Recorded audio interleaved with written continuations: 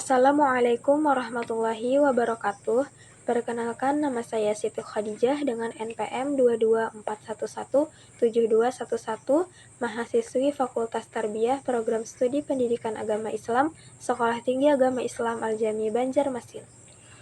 Pada kesempatan kali ini, saya akan mempresentasikan tugas artikel saya yang berjudul Studi Kasus Ayat-Ayat Al-Am dan Al-Khas dalam Praktek Fikih Kontemporer. Artikel ini disusun untuk memenuhi tugas mata kuliah Ulumul Quran yang dibimbing oleh Bapak Mukhlis MPDI. Semoga dengan presentasi ini dapat memberikan kita wawasan dan pengetahuan tentang bagaimana itu konsep al-am dan al-khas dalam praktek fikih masa kini. Tanpa berlama-lama lagi, langsung saja kita masuk ke pembahasan. Yang pertama yaitu daftar isi, terdiri dari abstrak, pendahuluan, metode penelitian, pembahasan dan hasil, serta kesimpulan. Abstrak. Penelitian ini membahas penerapan ayat-ayat al-am umum dan al-khas khusus dalam praktek fikih kontemporer dengan pendekatan studi kasus. Fokus utama penelitian ini adalah untuk menelusuri bagaimana para ulama dan ahli fikih modern menafsirkan dan menerapkan prinsip-prinsip al-am dan al-khas dalam konteks permasalahan hukum Islam masa kini, seperti hukum keuangan syariah, bioetika, dan hubungan sosial modern. Metode yang digunakan adalah analisis kualitatif terhadap literatur tafsir dan fikih klasik maupun kontemporer. Hasil penelitian menunjukkan bahwa pemahaman mendalam terhadap interaksi antar ayat-ayat umum dan khusus menjadi kunci dalam menjaga relevansi hukum Islam dengan dinamika sosial modern. Penelitian ini menegaskan pentingnya metodologi usul fikih dalam menyeimbangkan antara teks dan konteks agar hukum Islam tetap adaptif dan aplikatif sepanjang masa. Kata kunci al-am, al-khas, usul fikih, tafsir, fikih kontemporer. Pendahuluan. Al-Quran sebagai sumber hukum utama dalam Islam memiliki karakter bahasa yang kaya dan mendalam, yang menjadi dasar penting dalam penetapan hukum melalui konsep ayat-ayat al-am umum dan al-khas khusus. Pemahaman terhadap keduanya merupakan pondasi usul fikih yang memungkinkan para ulama menafsirkan hukum dengan adil dan proporsional sesuai konteks. Dalam sejarahnya, para ulama klasik seperti Imam Asy-Syafi'i, Al-Ghazali, dan Al-Amidi telah menegaskan pentingnya harmonisasi antara ayat umum dan khusus, bukan sebagai kontradiksi, melainkan sebagai bentuk keseimbangan dalam sistem hukum Islam. Di era modern, prinsip ini kembali diuji oleh munculnya persoalan baru, seperti perbankan syariah, rekayasa genetika, dan kontrak digital yang menuntut penafsiran kontekstual tanpa mengabaikan otentitas nas.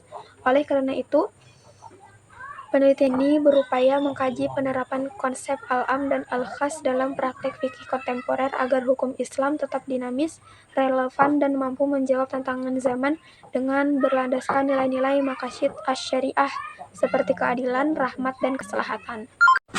Metode penelitian. Penelitian ini menggunakan pendekatan kualitatif dengan jenis penelitian kepustakaan atau library research.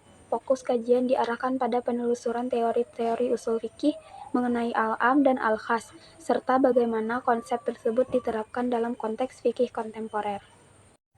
Temuan utama, konsep al-am dan al-khas memiliki fungsi sentral dalam pembentukan hukum Islam.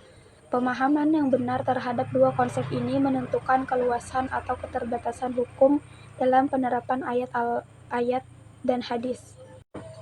Tantangan penelitian, keterbatasan literatur terjemahan sebagai besar referensi klasik berbahasa Arab tinggi, dan perbedaan tafsir antara mazhab.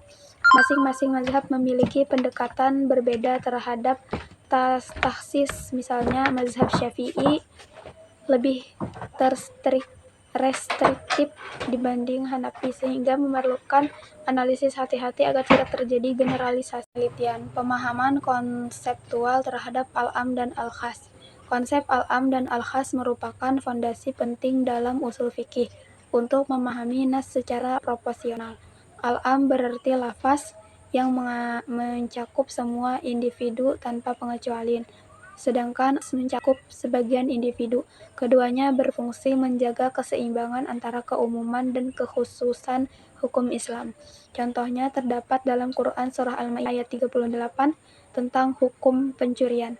Keumuman ayat tersebut ditaksiskan oleh hadis Nabi SAW yang menjelaskan syarat tertentu seperti nilai barang dan sebab pencurian. Hal ini menunjukkan bahwa hukum kontekstual dan adil. Penerapan dalam fikih kontemporer. Yang pertama, ekonomi syariah atau ayat umum tentang kehalalan jual beli ditaksis untuk melarang transaksi riba, gharar, dan maisir pada sistem digital. Kedua, bioetika. Keumuman ayat penghormatan manusia ditaksis dengan kaidah kemaslahatan, membolehkan transparansi organ untuk menyelamatkan jiwa. Tiga, kepemimpinan perempuan. Ayat tentang kepemimpinan laki-laki ditaksis dengan konteks tanggung jawab rumah tangga, bukan larangan perempuan berkiprah di publik. 4. Lingkungan dan teknologi. Ayat larangan merusak bumi ditaksis untuk mencakup isu modern seperti pencemaran, deforestasi, dan penyalahgunaan AI. Perkembangan historis dan filosofis. Sejak masa sahabat, prinsip taksis al-am sudah diterapkan, seperti keputusan Umar bin Khattab menangguhkan hukuman potong tangan saat masa paceklik.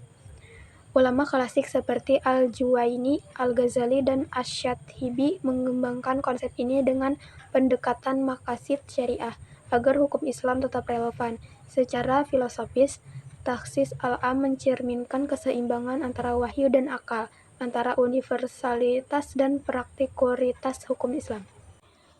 Implikasi dan relevansi. Dalam praktek ijtihad modern, taksis menjadi alat penting dalam pengambilan fatwa. Contohnya, fatwa kebolehan vaksinasi ditaksis oleh kaidah ad-darurat tabih al-madarat, sedangkan transaksi digital ditaksis untuk mencegah spekulasi berlebih. Pendekatan maqasid syariah memastikan setiap pengkhususan hukum mengarah pada keadilan dan kemaslahatan.